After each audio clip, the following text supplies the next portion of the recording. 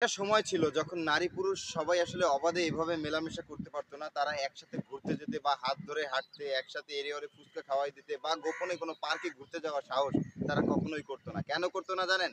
কারণ তাদের বাবা-মার মুখে যেন কোনোভাবে চুনকালি না লাগে। এই চুনকালিটা হচ্ছে তার বাবা-মার যেন কোনোভাবে অসম্মান না হয়। তার বাবা-মার যেন সম্মানে কোনোভাবে ঘাটতি না হয়। কিন্তু বর্তমানে এই আধুনিক তথ্য প্রযুক্তির যুগে আমরা আসলে স্মার্টনেস এর আওতায় এসেছি সবাই।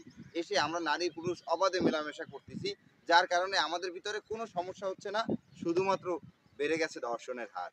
আমরা এখানে দেখি ওখানে দেখি যে কলেজ বা ইউনিভার্সিটির ছাত্র ছাত্রী মিলে আসলে বন্ধু বান্ধব মিলে অমুক জায়গায় গিয়েছে, সেখানে গিয়ে তরুণীকে সংঘবদ্ধ ধর্ষণ, এরকম অসংখ্য ভিডিও আমরা দেখেছি।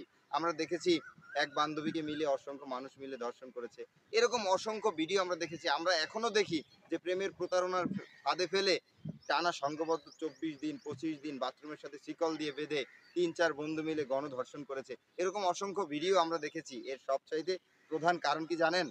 নারী পুরুষের এই অবাধ মেলামেশা। যেখানে পিতামাতার সম্মান ডাজেন্ট ম্যাটার। এখানে আমরা আমাদের বর্তমান জামানায় এমন একটা বিষয় সৃষ্টি হয়েছে যে একটা সময় ছিল যে মেয়েরা ভার্জিনত্ব রক্ষার জন্য জীবন দিয়ে দিত। কিন্তু এখন একটা মেয়ে তার স্মার্ট ডিভাইস হারাই গেলে যতটা কান্না করে, সে ততটা চিন্তা করে না তার ভার্জিনত্ব হারাই গেলে।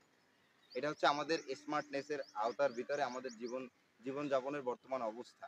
তো সম্প্রতি আমার আসলে এই যে ভিডিওটা নজরে পড়েছে, এটা অবশ্যই নতুন ভিডিও নয়, অনেক পুরাতন ভিডিও। এই যে এই কর্নারে দিয়েছি, হালকা করে দেখেন। আপনারা দেখতে থাকেন, আমি কথা বলি। এই ভিডিওতে আসলে এই ছেলেটা এই মেয়েটাকে যে ইঙ্গিত দিচ্ছে তা আপনারা অবশ্যই বুঝতে পারতেছেন। সেটা হচ্ছে মাস্টারবেশন এর ইঙ্গিত দিচ্ছে। এবং এই মেয়েটা কিন্তু অনায়াসেই তার ইচ্ছা মতন কার্যক্রম চালাচ্ছে। তার সাথে আরো একজন বান্ধবী এবং বন্ধু আছে। তারা অনায়াসে কাজটা করতেছে এবং ভিডিও করতেছে, এবং সেই ভিডিওটা ফাইনালি অনলাইনে এসেছে। আপনি দেখলেন যে কাজটা শেষ হওয়ার পরে তাদের ভিতরে কোনো অনুশোচনা বোধ, কারণ লজ্জাবোধ কিছুই ছিল না। জাস্ট একটা হাসি। একটা হাসি ছিল, এবং মেয়েটাকে হয়তো রসিকতার সাথে ২ টা চড় মারার চেষ্টা করতেছিল। সেটাকে আমরা আসলে প্রতিবাদ বলতে পারি না। কিন্তু আমরা বলতে পারি আমাদের এই নারী পুরুষের অবাধ মেলামেশায় আমরা কি, কি পেয়েছি? আমরা পেয়েছি ধর্ষিতার পিতা হতে পেরেছি, আমরা ধর্ষিতার ভাই হতে পেরেছি, আমরা ধর্ষণকারী হতে পেরেছি, আমরা অনেক কিছু পেরেছি। আমরা যা পেরেছি তা কল্পনার বাইরে। যা একটা সময় কখনো মানুষ কল্পনা করতো না, সেটা আমরা এখন পারতেছি। বর্তমানে বর্তমানে যে বিষয়টা সবচাইতে বড় প্রভাব ফেলতেছে সেটা হচ্ছে আমাদের শিক্ষা ব্যবস্থা। শিক্ষা ব্যবস্থায় আমাদের সন্তানদের উপরে এমনভাবে প্রভাব বিস্তার করতেছে যা আসলে সত্যিই লজ্জাজনক। আমার একটা যখন ফার্মেসি ছিল, আমি একটা ফার্মেসিতে ছিলাম। তো আমার ফার্মেসিতে যখন কোনো মেয়ে প্যাড কিনতে আসতো, পিরিয়ডিন কালি যে পিরিয়ডিন সময় যে প্যাড ব্যবহার করে, সেই প্যাড কিনতে আসলে সে মুখ লুকাইয়ে আরেক দিক ফিরে আমারে বলতো যে, "ভাই আমারে ওইর একটা দেন।" এরকম নাম বলতো না, বলতো, "ওইর একটা দেন।"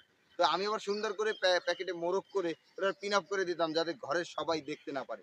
কিন্তু এখন দেখতেছি যে সেই পিরিয়ড, স্বপ্নদোষ এগুলো আসলে অনলাইন বাদে বর্তমানে ক্লাসরুমে পাঠ্যপুস্তকে ছবি অঙ্কনের সাহায্যে শিক্ষকের মাধ্যমে শিক্ষা দেওয়া হচ্ছে। তাহলে এতে করে কি হচ্ছে জানেন? আমাদের লজ্জা উঠে যাচ্ছে। সুলতান সালাউদ্দিন আইয়ুবী রহিমাহুল্লাহর একটা বক্তব্য খুব মনে পড়ে যায়। আসলে তার কথাটা এরকম ছিল যে, যদি কোনো জাতিকে ধ্বংস করতে চাও, তাহলে তার ভিতরে নির্লজ্জ বেহায়াপনা ছড়িয়ে দাও। ঠিক তাই হচ্ছে। আমাদের জাতিতে নির্লজ্জ বেহায়াপনা প্রবেশ করানো হচ্ছে। ভাই, আপনি সময় থাকতে যদি সচেতন না হন, তাহলে অদূর ভবিষ্যতে আপনি হারিয়ে ফেলবেন আপনার সেই সোনালী অতীত।